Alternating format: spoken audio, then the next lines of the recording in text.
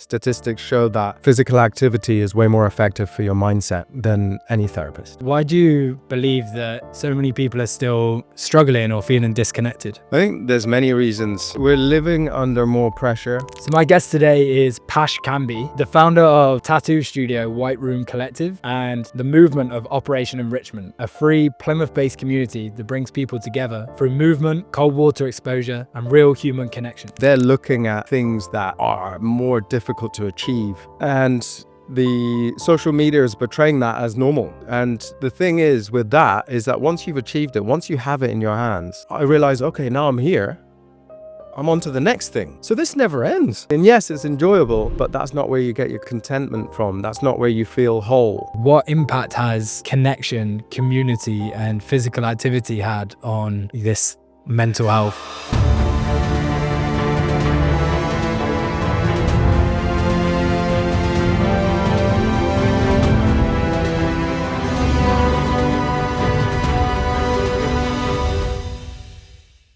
Well, I like to, before I enter into any conversation or any kind of sort of work or whatever that's new to me, I like to open up in a little prayer, if you don't mind. Is that okay with you guys? Yeah, Yeah. And say in the name of God the Father, God the Son, God the Holy Ghost, let this moment be shared with one another in the most beautiful way. And let your word speak, the word that brings us light and light onto the people that are listening. So let joy be upon our hearts when we leave here as well. Bless this moment. Amen. Amen. Thank you. Yeah. Sorry, man. There's just... Hey, really, no need to apologize for that. It's beautiful. Because I believe the word creates. So. Yeah.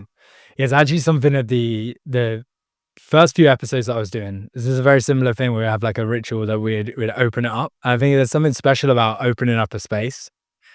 So no, I appreciate you doing that. Oh, mate, no, not a problem at all. I think it was what my dad always says to me: don't ever put the cart before the horse. And he, by saying that, there's a natural way around to do things in life in general. This is from his perspective, and first comes spiritual or whatever that is in the mind, because I define spirituality as something that you can't see and touch, but is there. You know, it's not like object, but and coming from that place onto the world, that's the right way around. So if you find some sort of peace within yourself and kind of build the foundation and get it ready for what's going to happen on the outside, then often the outside tends to work a little bit better. So that's why I like to start with a quick prayer or a little moment within myself to say, okay, let it be good. I'm assuming that this is going to go well. Amen. And then I just go at it. So it works most of the time. Yeah, it really resonates. Like the world's happening from the inside out. It's like when you look at any creation, it's like first a thought, and then that's then created into the reality, the physical. So I really appreciate you starting like that, and I think it really kind of builds the foundation too to what we'll speak about today, like the main topic being around mental health as well, and this spirituality and mental health, how they combine. But I'm just like curious to hear your perspective, as mental health awareness seems more aware than ever. Why do you believe that so many people are still struggling or feeling disconnected? I think there's many reasons. We're living under more pressure financially, and as from the perspective of someone, of the average person, they're looking at things that are more difficult to achieve, and the social media is portraying that as normal, almost as if everyone should have that within their hands, or capabilities, and also the convenience of it all. They're saying you can have the G-Wagon, the house, the beautiful lady, the perfect clothing, the perfect look, pretty much instantly. And that's the message that's being given to us. But in actual fact, some people never achieve some of those things. And also it takes us a lot of work to build such a lifestyle. As you've probably worked for years to be able to experience the things that you have. And I think I think there's a false reality in a sense within people that says, I can I can achieve that pretty quickly, you know. And then when they realize they go in that journey of trying to obtain that kind of material and that kind of lifestyle, they realize, wow, this takes years. And between from when they start to when they've received that thing or that journey that they go on, it requires a lot of patience. And I think that they get to a moment where they get fed up, and that's often where you fold within yourself and start to think a little bit negative towards the world because you haven't yet got what you wanted, you know. And then on top of that, there's the cost of living that's going up. There's people in jobs that they don't like, relationships that they've found that they've continued for way too long. They're not really into their partner. There's so many different reasons that, and then there's the physical body. There's not enough exercise. We're eating the wrong foods a lot of the time, which has a direct effect on our mental health. There's a lot of things that we have to get into order, which will have a knock-on effect and are quite detrimental to our mental health. So trying to keep all of these things up at the same time is a task in itself. And I think even if you can do well at one or two of those things, and one of them, like say for example, food is missing from that, then the whole it has a domino effect. Everything falls, you know. So, Yeah, it really resonates. And with the first piece that was touched on there, like what I'm hearing is there's like the gap between the reality that you're living and the almost like the expected reality. There's pain in that gap. So when you're just looking at the social media reel and looking at everyone else's life, thinking that they're driving these certain cars and living in these certain places and living this dream life, and then you look at your life and maybe it's not there, then there's a gap, and then there's a mental health problem in that gap, when actually it's like an illusion anyway of like what people are seeing right online. it is, and a lot of the time, the people that have achieved the things that we're looking at, I don't know, material and riches and so on, that we think we want so much, a lot of the times, and I've been around them many a times. I've had the opportunity to sit with mega rich people, and a lot of them are incomplete, you know. So is it really what we want? Is that what we want to achieve? That whole fight of trying to be complete is never ending, and perhaps it should be left open. Perhaps life should be incomplete. Perhaps the joy and the peace and the contentment comes out of that journey of not knowing what's around the corner, you know. And perhaps we should focus rather on the mystery of life rather than the finish point. Hmm. Yeah, so let's talk to that like incompleteness. Say like someone who has walked a path, like they had a goal, they went on that path, and it took a lot longer than they thought. And then they've kept walking it, they got to the top of the mountain, and then they were like, oh, yeah. What's been a moment in your life where you've experienced that? Yeah. I would say, because I've been tattooing for 20 years, Yeah. and fortunately that my career has taken me in so many different directions. We've worked on Channel 4 TV, we've tattooed celebrities, we've established ourselves as one of the best tattoo shops in the Southwest. We've been fully booked for more than a year and a half at times, and yet we're still fighting for the next thing. And throughout that process, I have been in those moments where I'm not complete, within myself. Um, and I think where I've lacked is not being content with what I have. And I think that also there's a source or a foundation or something that we can attach ourselves to that helps us feel more complete while going on these endeavors or trying to obtain success and all the rest of it. I feel like people that say, for example, money, if we make that our world and we idolize that, we prioritize that over most things in our life, and we worship that more so than most things, then then we find ourselves in a position where that's difficult to achieve, or we lose it and everything crumbles. This is probably one of the reasons. I looked at it the other day, and I tried to figure out why is the suicide rate gone up so much in people our age? Yeah, it's like the biggest killer under the age of 30 for men. For men, yeah. And it was tied to finances and money, really.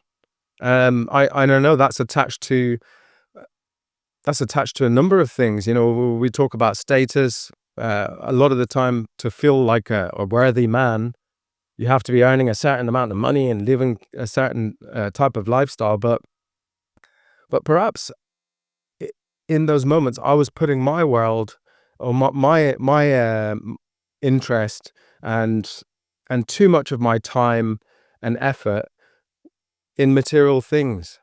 You know, and the thing is with that is that once you've achieved it, once you have it in your hands, as I say, I've been through my career of tattooing, and I'd like to say I've done pretty well with it, to have done all those things. But I realize, okay, now I'm here, I'm on to the next thing. So this never ends. It just continues, and you keep chasing and chasing and chasing. And yes, it's enjoyable, but that's not where you get your contentment from. That's not where you feel whole. That's not where you are able to go to bed at night and there's no heaviness that you carry with you. You don't find it from natural success, material success, at least from my perspective. Where did you find that? I'm not sure if I've entirely found it. Or on your journey, yeah. Where would you say have you found that sort of that richness, that wholeness, that fulfillment? More so than ever before. Yeah, more so than ever before. And only in the last couple of years, I'd say. Previous to that, we were chasing this, that, and the other, and realizing that I'm not entirely happy. And I understand that happiness is a daily pursuit. It's something that you would have to work towards each day you wake up, and implement habits that contribute towards happiness. But as a whole, I'd say I'm more happier than ever before. And I believe the root cause of that is spirituality.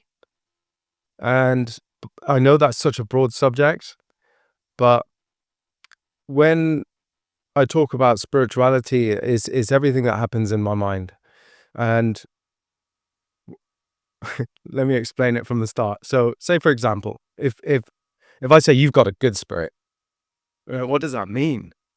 It means that within you, within your making, within the mind of Sam, your nature, your personality, your atmosphere, your character, there's goodness within that.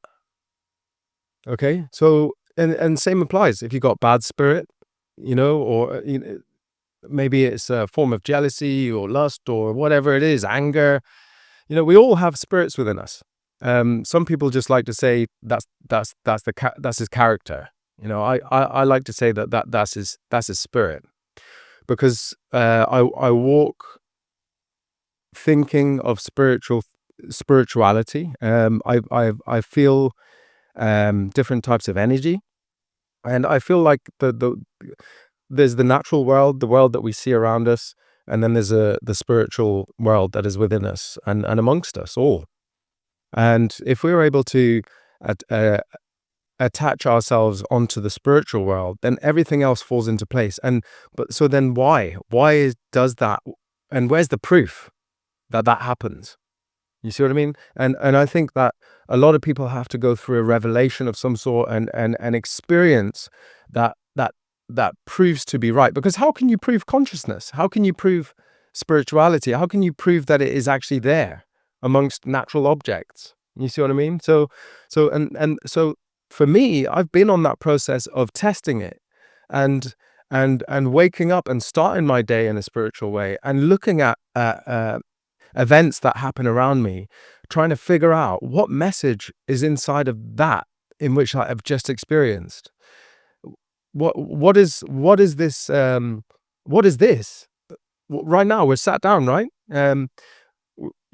Thank you so much for inviting me here and sharing this moment with you. But in the car on the way here, and I said, thank you for exposing me to this situation that I'm going to be sat amongst and experiencing. And whatever the message you wish to show me, then let it be clear. So that's the conversation that I have in my mind when I'm going from different, well, one phase to another phase in different areas of my life. And I think if you question the world like that, you find more answers, and you're not immersed in the feeling of that thing that you're amongst, that situation. Whenever I've got a moment in my relationship where we're not on the same page, which is natural, I don't get immersed in that. I don't war with it. I ask what is it that we're supposed to be taught here? You know what I mean? Take the seat from the person that is observing rather than being immersed in that situation with feelings and emotions ruling you. You see what I mean? And I think when you look at life in that way as well, it just becomes that lot easier to read, and you're not connected in such a way like that you're a butterfly in the wind that just gets blown from left to right. You're more grounded. There's more of a solid foundation, and you're able to make better decisions from the observer rather than the person that's immersed in everything that life throws at them. Yeah, that's powerful. It's like what I'm hearing there is you've kind of gone on this journey where, for naturally there was moments in time which were more attached to physical, and then now you've like zoned out and are able to really take this observer seat. And I'm curious, like for someone who's listening and they feel like they're getting caught in these mental suffering patterns, and it's like it feels so at the time like so consuming and so real, and it's like they kind of intellectually have heard things like this before, like, right, we need to like zone out and be the observer, yet when they're in those moments it's like they're sucked in. Yeah. Got it. Yeah, it happened. I mean, there's been so many situations that's happened in my life. And for example, when my son was born, I was in the ward, and everyone's running around and trying to pull this baby out, and it's my first one as well, so I'm a little bit on edge. And then as we, the same as we've started this interview or this sit down, I already prayed for what's to happen, and I already connected myself to the source that shows us these things in the first place. That lays the path ahead of us, that creates the world before we enter it. I already said how I wanted it to go, and we all have that ability. We all have the ability to create with our words. I blessed this birth. I'm not saying I'm God. I'm saying we all have the capabilities of being able to say something and increasing the chances of that thing happening. So we already said our prayers on this, and then all of a sudden the umbilical cord got wrapped around the neck, the heart rate started to reduce. My missus started panicking, so I stood up while she was trying to, and I put my hand on her shoulder and I said, do you remember what we mentioned? Do you remember what we created with words? This is all blessed. I know that the world might be saying otherwise right now, but this is blessed. So with that, be peaceful and understand that at the end of this, we get what we want, and of course everything worked out. But in that moment, I should have been a trembling mess. It looked as if, I mean, even the doctors were running around thinking, oh my God, we're going to lose him in a minute. His heart rate's dropping so much that, you know what I mean? How do I find peace in a moment like that? I did. Honestly, I was sat there, and in my mind, I knew what was going to happen because I already created it before. Because it's a really like just powerful topic to touch on. Because from this mental health lens, like, and what I'm hearing here is this pillar of faith, which is what you're leaning on here. Like, what faith are you leaning on? Yeah. So there's well, when we look at the world today, there's so many different types of faith. There's Buddhism that says, what goes round comes round, and that's thought. We think and do in a certain way, then we'll receive what we've just thought, and what we've put into action. We look at law of attraction. That's frequency. If we vibrate and think off a certain type of frequency, we'll receive that back to us. We receive what we're thinking. We look at religion. It is through prayer, and I say a prayer onto something, and it increases the chances of that thing happening. We start to see our prayers being answered. What I think is that there's so many teachings out there that have just caught onto the same thing. You can label it religion, you can Buddhism, whatever there's hundreds more. But they've all caught onto the fact that whatever we have faith upon, whatever we keep within our thinking, and we know is the result of it, without seeing the reality of it yet, we know the result in our mind, it increases the chances of that thing happening. So I think there's a lot of different understandings and religions, and people worship and see the power in words and prayer and so on. But really, we all have that capability, and that's what people call God. That's what people call law of attraction, and so on. There's so many different names for it, but really, we all have that same power. Now, what's the difference between? I think maybe I'm just wondering whether to explain first what I believe this word God is all about. I love that. Very, very deep topic, and yeah, Such a broad subject. no, it's broad. I think this is a core pillar that if someone, I certainly can resonate in my journey where, created success or been in places in like Dubai and, on paper had done all these material things and was living this lifestyle. Yeah, I had moments where I felt so alone and disconnected that actually, until I touched on this pillar with faith and started to connect with this like interconnectedness, this thing that, if you're in pain, that's actually my pain too. We're not like separate. It's like, this is ours. Right. And then that lens in the world really shifted the perspective, which, yeah, like, so I know it may seem broad, but for someone listening, it's like, if they're having these challenges, it can often be like they're just maybe thinking too much in the self, or maybe there isn't this like broader perspective of faith, which I think is so important. So I'd love for you to go there. That was awesome. Yeah. No, with pleasure. And I was lucky enough as a child to be brought up in a family that is spiritual, as I say, and does believe in God.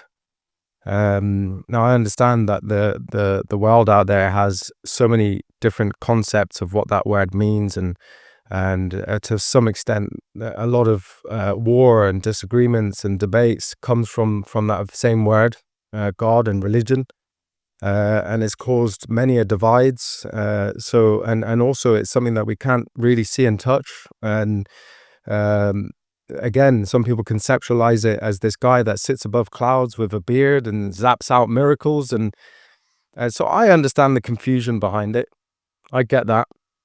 So for me, I have to look at it in more of a sense that makes, well, something that makes more sense, really. And I see God as a spirit more so, and I explained earlier on, what spirit is, at least from my perspective, and I believe God is a collection of positive spirits, joy, peace, kindness, happiness, patience, love, and if we are able to carry that spirit within us, then we are guided by it. And imagine now, like, there's there's a saying or a text that says, put God above all things, and treat your neighbor as yourself. I'm not sure you probably heard of that before, but like, what does that mean? I mean, if how am I supposed to put God above my son? How am I supposed to put God above my wife, my job, these things are very important to me. How can I put something almost imaginary above the most closest things in my life? And if you're thinking of this guy that sits on a cloud with a beard, then it doesn't make sense. If you're thinking of God as spirit, a collection of these beautiful qualities that are within myself, and I do put that first, I am able to put that first, then my family thrives. Then my work thrives. If I am able to remember to show love and to remember to be meek and kind and humble, and I'm able to adopt those qualities and use them, then yeah, of course, everything else is going to be a success. So it makes complete sense to put God first, if that's how you're looking at this word God. So for me, I do believe He's the creator, because that is also attached to being able to guide your life in one way or another. And at the same time, I believe that if we're able to act with those qualities, then all success is brought to us. There's an abundance of blessings that comes from just being patient, for example. You have to sit here for hours doing this job, the preparation that it takes, this whole setup, the organizing, the editing. There's a hell of a lot of patience that's involved with something like that. But if you didn't have that, would this be a success? It simply wouldn't, and that's just one of the qualities that this word God has adopted. So I try and live by it every day. That's beautiful. Now, yeah, thanks for sharing that, man. That's such a powerful pillar that someone can then lean on that, of like, go on that journey, like figure out where I love what you said before about it's always incomplete, because there's always like this natural like learning instinct, but like, yeah, go out and study different faiths, like study different ways of living, ways of being, like something that you can lean on and then figure out internally, like, oh, this feels right for me, right? So no, that's awesome. That's like pillar one would be like faith. And then, so for you, what impact, because then you created like Operation Enrichment with a few others, and like during the COVID time, and a small group of you got together, and I'm curious, like, what impact has connection, community, and physical activity had on this mental health aspect? Yeah. So I guess on the subject of Operation Enrichment, the group that we started 3 years ago, and I mean, I don't like to talk of this as if I'm the creator of it or a leader of it as such. Again, it wasn't my creation. But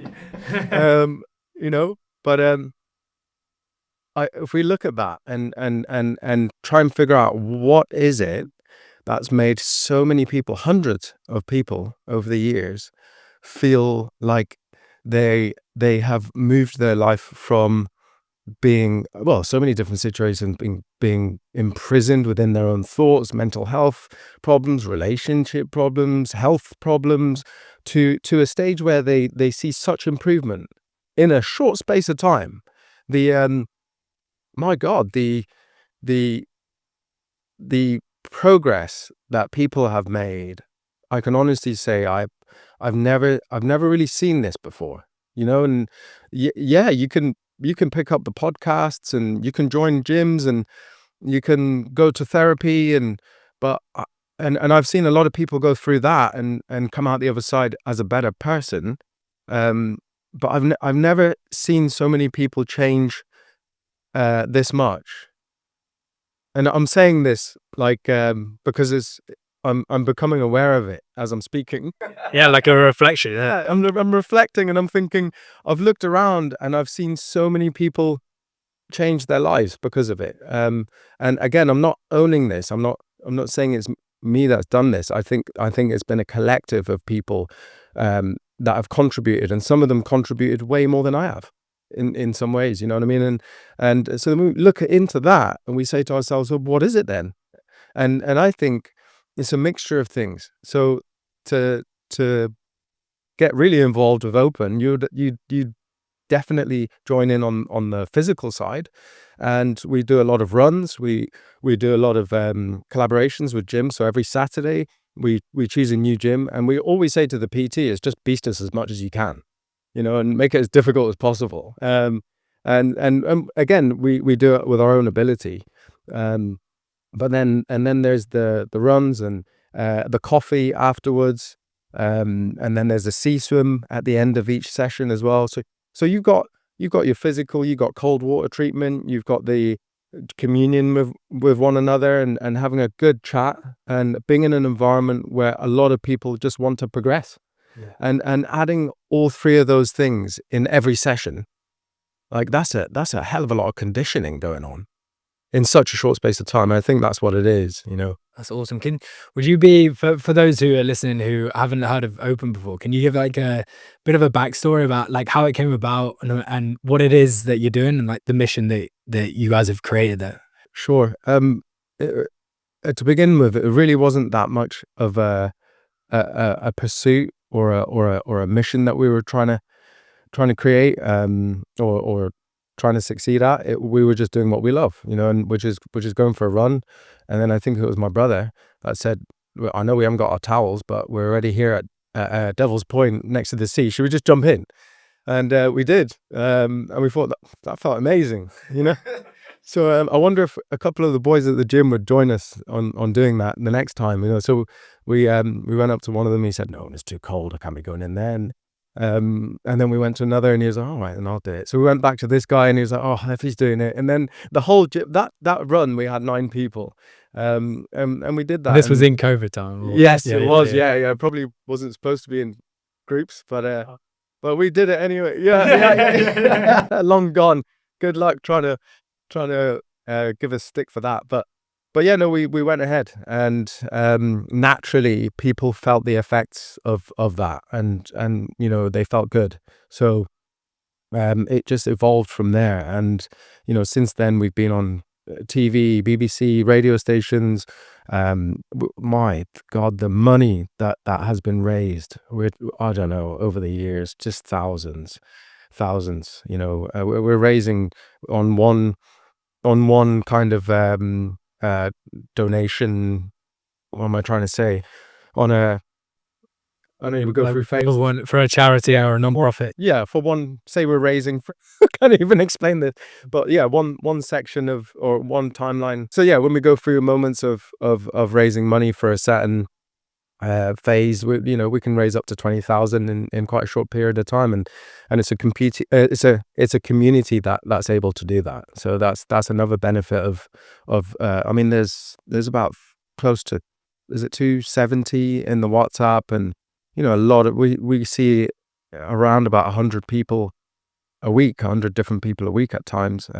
Our numbers for a session, depending on what session it is, can go from, I don't know, 15 people all the way up to our biggest our biggest number of people was about 150 people. You know what I mean? So yeah, it's a lot of people that we're seeing. Yeah, it's awesome. No, I just want to say thanks as well. When I was home, like, I can't remember the time frames, but yeah, I managed to plug into some of the sessions that you guys were doing up at Open, and yeah, just to be around other like inspiring, like-minded people who are actually going out and connecting, like having decent conversations, doing physical activity. It just does something to your being, like, to go back to this, like, this energy or this vibration that we have. Like, when a group of people get together and exercise and do something challenging, it just feels like empowering. Like, the rest of the day, you just feel like stronger, more empowered, you know. You do. You know, I think that, because some people say, how do I find the motivation to get up and do that? You know, and I think that, you know, we look at your physical body and mine.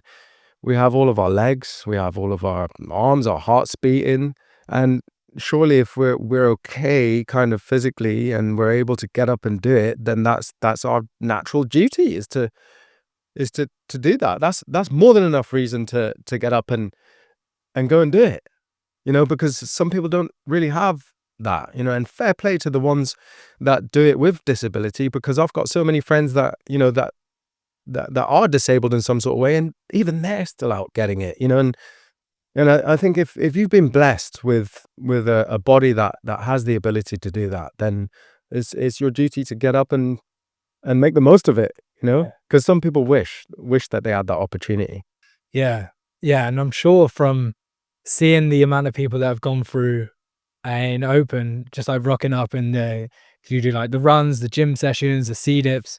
I'm sure like I'd be curious to hear your perspective of the impact that you believe like physical activity, which is, I love the fact that you have this community feel, but also like you're getting after it, like you're moving, you're using your body, you're doing something challenging with the C dip.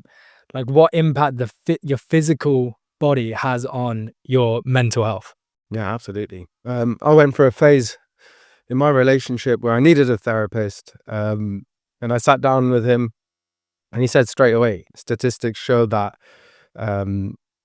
uh, physical activity is way more effective for your mindset than any therapist, um, and yeah, I guess it is I used to think that perhaps get your mental health in check, and that's the priority over physical activity. But, I'm leaning towards physical activity first, get your body moving, because then that creates endorphins, hormones that start kicking around that allow you to think in a different way, and I think the mind responds to graft, and there's a sense of achievement that comes from getting out there and doing something difficult, and as well as I do, after a heavy gym session, after a good circuit, and or a good run, you're uplifted. You're, as you say, not just now, you feel great, and that's the foundation that we can find progress from, rather than cutting out the physical activity and finding progress from nothing. I think it's good to engage in something difficult. Someone mentioned to me once that, if you want to snap out of it, do something more difficult than what you're experiencing right now. And okay, fair enough. So I'm at home. For example, I'm feeling like shit, and I've got an overwhelming amount of thoughts, and and okay, so get out and do something more difficult than the thoughts that you're having. What might that be? I haven't. That hill looks absolutely massive, and I'm not sure if I can run it 10 times, but you do it anyway, right? And then you come back from that, and then you look at your thoughts and your problems that you're dealing with, and you think to yourself, I gave it a try. And then sometimes you think to yourself, I did it, I managed to do it. So now I can look at this, and can I do this as well? You know what I mean? Can I look at the thoughts and the traumas and the difficult conditioning, or the difficult space that I was in just a minute ago, and can I achieve a better outcome with that as well? So all of physical activity can be applied to mental states, and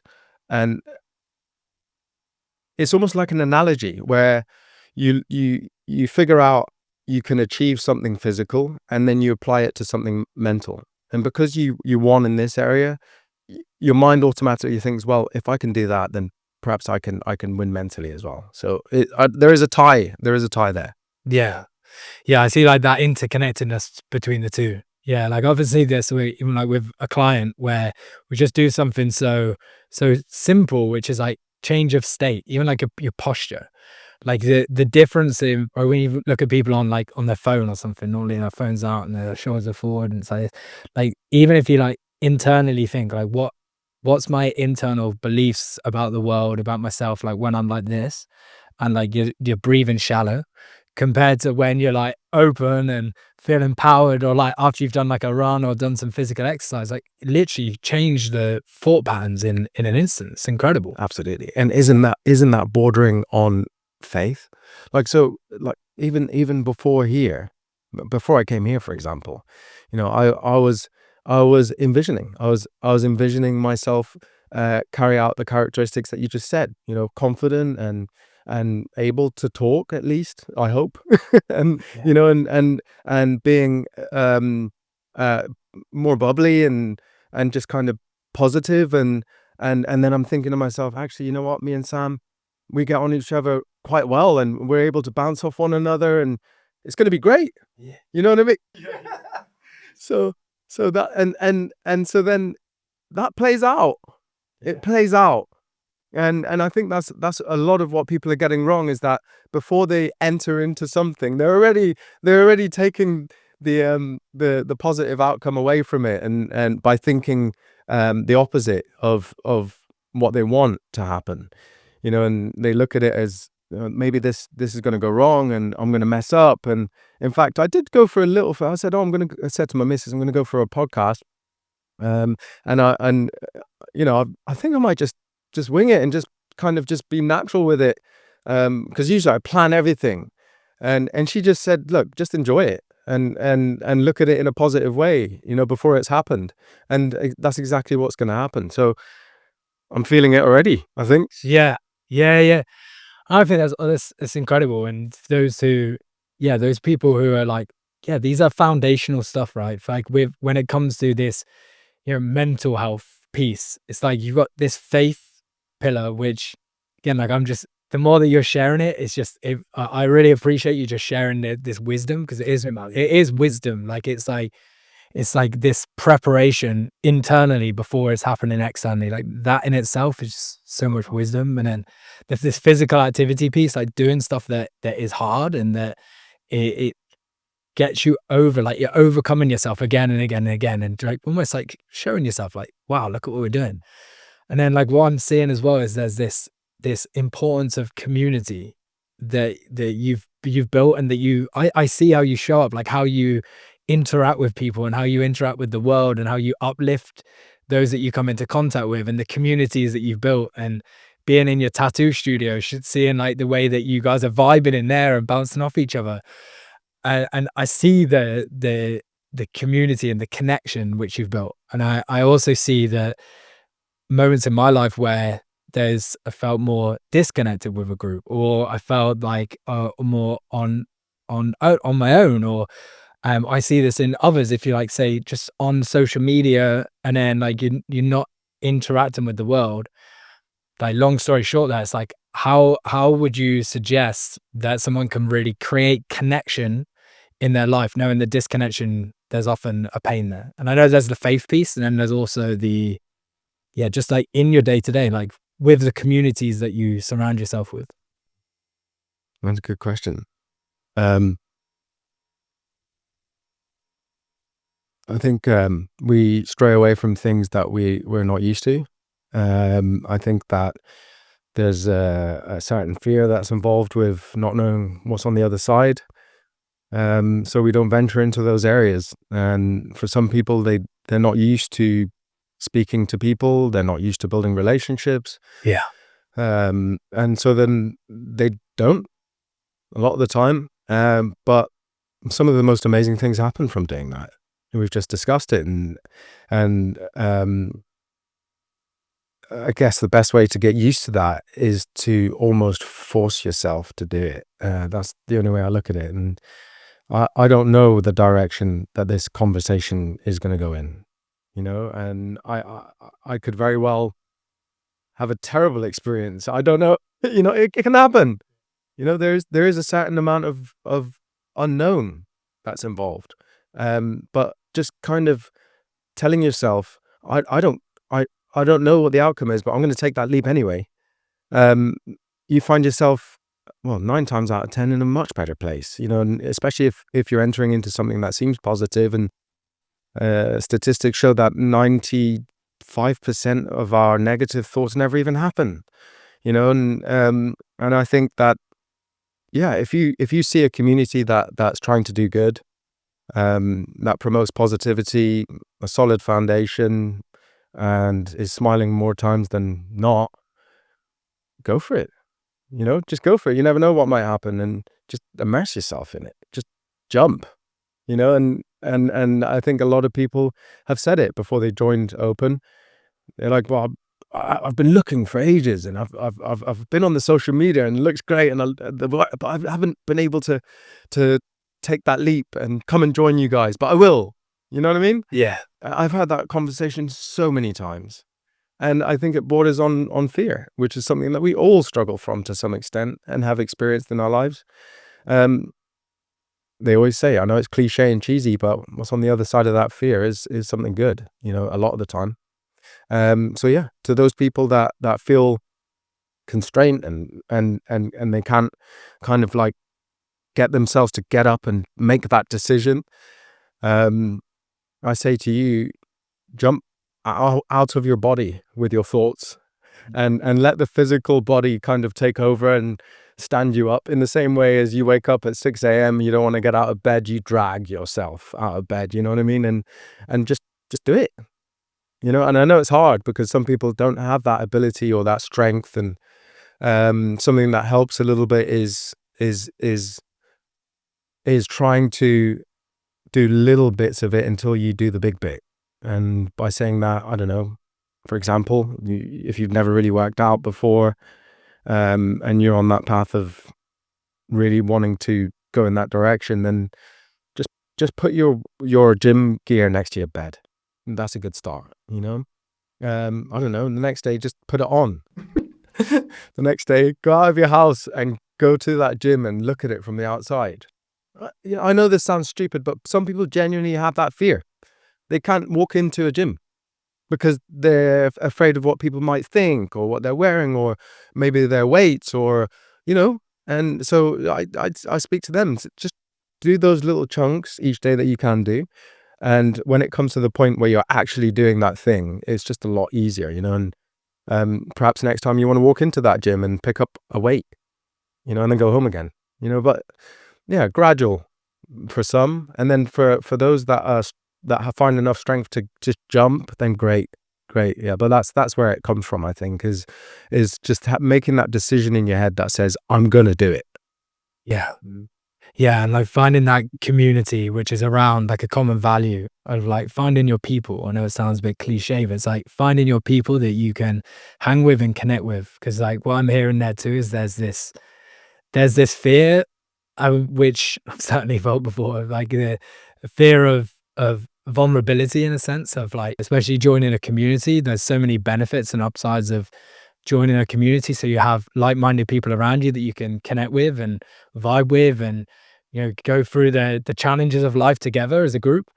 But also stepping into a new community, you're almost like opening yourself up, and you have to be quite vulnerable, right? And if that's maybe not a natural instinct to you, then you may just want to keep yourself to yourself, isolate, and keep doing what you're doing. But it's like, if that's not working, then I'm hearing here is it's like, find a community, like find your people and that you can vibe with. Because community is like how, it's like back to tribal times. It's like how you get through the challenge, right? Exactly. No, exactly that. And you know, often what happens when you go into a decent enough community is you feel it. You feel the goodness in it. I mean, as soon as you walk into Open, you are definitely going to get a hug, a couple of hugs. You know, you get, I know this sounds a bit daunting for some, but you get put in the front with an arm around you, and you say, this is so and so, please guys, welcome them to the group, and clapping and stuff. Yeah. You know, how are you going to feel? You're going to feel like this is my tribe. You know? These are the people that I want to be around, you know. And yeah, that's certainly how I felt. And you know, if I didn't, there has been times where it's been difficult to keep this up, but if I hadn't, then I know that I've needed it. I've needed it, in all honesty, to be around good people and to get the exercise in, and to do this with my brother. You know, he's a big part to play with all of this as well. Yeah, I definitely wouldn't change it for the world. I've had an incredible experience in the last couple of years because of the things that we've been up to. So Yeah, that's awesome.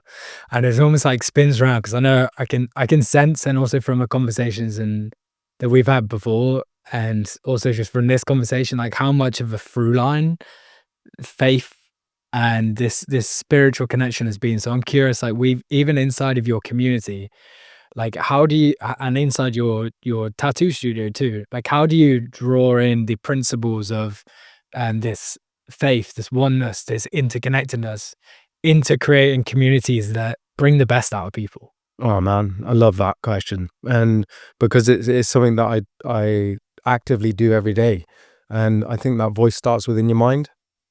We've touched on the subject that words create, and uh, maybe not necessarily the word that you're hearing from my mouth with my voice box, but the actual word comes from you thinking. They are words that come to your mind, and um, you know, before I say something and do something, there's often a voice that says, do that, and so I need to go into that voice that holds a hell of a lot of power and brings life around me and has the ability to open doors and is connected to things that manifest, and I need to create with it. Um, for example, when I go to the tattoo shop, I don't enter that shop unless I speak within my mind, and I say what is going to happen. I assume it with my words in my mind. Today the shop is going to do really well. There's going to be more than 3 or 4 clients that book in.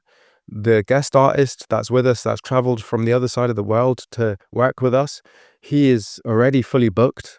Thank you so much for the peace that's I'm going to experience in this shop, and the joy that I'm feeling. I thank you for this financial security, and this day is blessed. It is going to be a blessed day. And I walk in, And so it is. and it happens every time. And I think doing that daily, weekly, throughout the entire year has to do something to the outcome of that shop.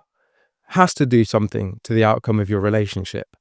Has to do, like, the knock-on effect is huge. And I think if you've been doing this for time, for me, it's as normal as that sun coming up tomorrow. I just know that's what happens. You know what I mean? Um, and yeah, the word is really powerful, and I believe that that's what's created all of this goodness. And if you find yourself a companion or a group of people that can do the same thing with you, then what the hell? That's power amplified by, God knows where you'll end up in a year's time. Yeah. So yeah, I know it sounds deep and weird and odd, but that's the way I live my life, and I'm pretty sure that, I'm not saying that I'm win after win after win. In actual fact, there's been a lot of things that have been very challenging, and I think I say thanks to those things as well. I know that also sounds odd, but I do believe that there's a longer string of wins, or there's more success to be had, or there's more to be happy about if you come from that perspective and that way of thinking. I do believe it develops more of those things to be thankful for. Yeah, bro, that's really, like, just powerful in a sense. And I've seen the way that you do that before, even when we went to your shop. Yeah, how you did that beforehand. And what I'm noticing from this as well is, which is, I think it would be valuable for someone, is that a lot of these words as well that you're speaking is like around the place of work, around your relationship. It's around, like, even people like outside of self. Because I have sometimes when I've had moments of the deepest suffering has been when I've only been thinking about myself.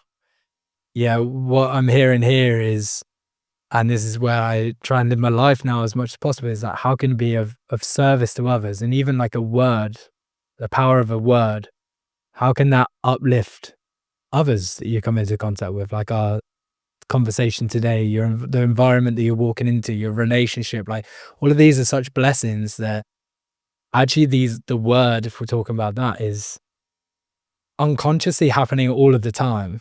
It's just like, once what I'm hearing here is you're awakening to, oh, these are the words that are now being spoken unconsciously. What do I consciously want to create? Like, what do I consciously want to pour in?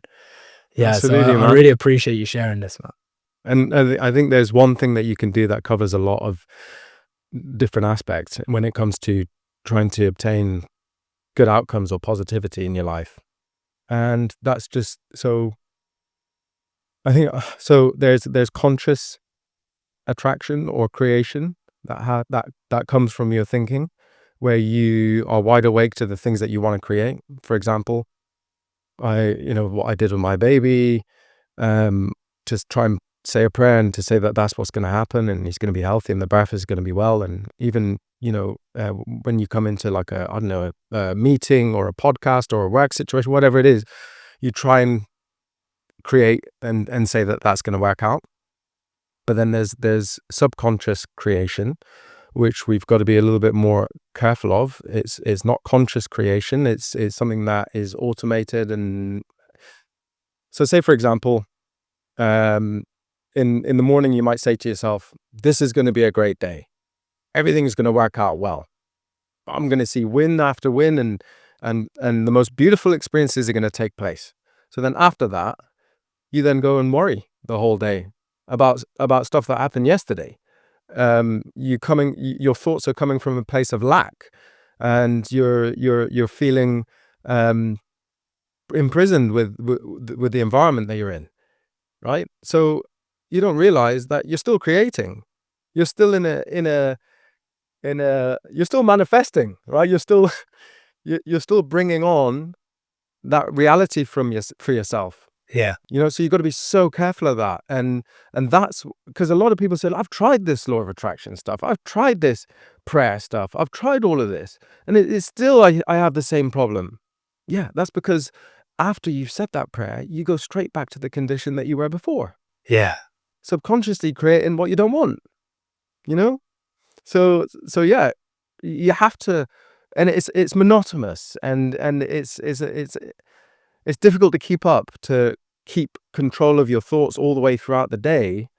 But, trying turns into something that is the norm, and you tend to find your groove, or you just naturally are able to do that without having to think so much, So clock onto your thoughts and continue to, well, when a negative one comes, you say, no, that's not the reality. This is what I'm creating. You know what I mean? So the more you do that, the more you form a new way of thinking. And eventually it's kind of, you're just on that frequency of being able to think the right thoughts, I guess. You know what I mean? If that makes sense. Yeah, it makes sense. It's like the ability to catch yourself, because it's like the law of attraction is like, rather than something that you'd maybe do for 5 minutes a day, it's like that wouldn't be a law. That would just be like something that you do, right? If it's a law, it's like it's happening all of the time. So it's like exactly that. So it's more around throughout the day, like catching, like what I'm hearing there is like catching yourself and being like, oh, like, geez, like why is this thought coming on? Yes. Like, all right, catch yourself. Do I really want to think that? Or what else do I want to think? Yeah. Exactly. Awesome. All right, Pash. Well, at this part of the show, we have a vote section where each guest leaves a message, and then that message will be picked either in any episode. So it could be in 10 episodes, 20 episodes time. So you leave one today as well. And basically with this point, we reflect on the message, and then also the listeners can reflect on that too. And it's just something cool where, it's people can leave a gift on the show and it kind of lives on. So yeah, you up for it? Yeah. I'm up. Hey, remember, you rock and you matter. Number 2, the question, what you're doing to bring the joy in your life and the lives of other ones you love. Dream big, go anywhere, do anything, and it's all possible. I think that's from Jessica. Jessica Jensen, yeah. Jessica, you're an incredible person. Thank you so much for that message. I appreciate it, man. To take out with me. Yeah. Jessica's, honestly, energy is like electric. She does a lot of speaking on stages. But yeah, she was on one of the previous episodes, but she actually lost her son. Bless her, man. And it was like one of the rock bottom moments in her life. Yeah, like she managed to find the joy throughout that moment. And now it's like a core message, and it's almost like her legacy of her son lives on. Incredible, man. So difficult to find joy through that is. Yeah. So even in my family, if there's one thing that we're familiar with, is death. And I know it sounds gory, but my mum's side, 1 in 4 people have HIV from where she's from, and that was just a statistic. That was a statistic a couple of years ago. I'm pretty sure it's still bad. The average life expectancy was 30 years old, So that's in Swaziland, where I was born. And you know, and we've lost uncles, cousins. I've lost my best friend, and you know, yeah, we've seen this a lot, and it's one of the worst things that could ever happen to you, you know. And the fact that she's found joy in a time like this, it's incredible, man. And I mean, I tattoo people, and they have memorial tattoos all the time. And I know that this is such an important subject to them, and this tattoo means so much that I move them forward so that we can get them in sooner. You know what I mean? And find them an appointment straight away. And perhaps one thing that I can leave for Jessica, because she's given me such a beautiful message, is that that soul is not gone.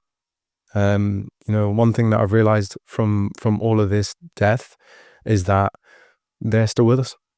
They're still very much with us. They hear this conversation, and yeah, her son's very much still with her. And I know this because I've asked all my clients that have ever lost people, what did you feel afterwards? And they all say the same thing: dreams, visions, robins, feathers. I don't know how many feathers and robins I've tattooed. There's just so many messages letting us know that they're still with us. So thanks, Jessica. Yeah. Yeah, it's yeah, beautiful, man. It's such a powerful like frame as well to hold. And yeah, I'm curious, like what was your like big like reflection or takeaway off the back of that message? That life's worth living, and you're capable of things that are way bigger than you think, you know, and just get out there and find it within yourself to try and do it, you know, because the most amazing things are on the other side of that. Yeah. Yeah. Awesome. Well, mate, I appreciate having you on. Like, I've personally like been able to reflect on a lot of things around like, especially around this mental health topic, which it just goes way deeper. And I love your frame around this all around the importance of faith and the words that we speak and this like interconnectedness of reality that we have, and like having something that you're leaning on, like exploring like what is your faith, like what can you lean on, like what is your thing. And then also this physical activity piece of like doing things that are challenging and tough and that you feel empowered afterwards. And then to top that off, like the connection point of building a community of like-minded people that you can get around and being that vulnerable, facing fears and getting yourself inside a community where you can feel like home. So yeah, I've learned so much today, bro, and No, thank really you. appreciate having you here. I appreciate you even taking the time to sit with me. I mean, I wasn't expecting to have such a conversation, and whew, yeah, it's a lot to take away, and I'm grateful for it. And perhaps the one thing that I can say is that you know, in my life as well, not every day is perfect, and there's many difficult times ahead. But perhaps that's what molds us into strong individuals as well, you know. So to try not to look at these things as a curse or something being thrown at us for no good reason, you know.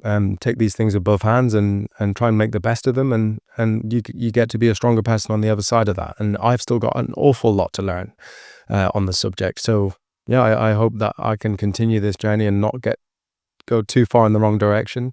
I believe that I have got a couple of tools that can help with that, and I hope I've done my best in explaining them to you. It's been awesome, man. Thanks so much for coming on. Cheers, bro.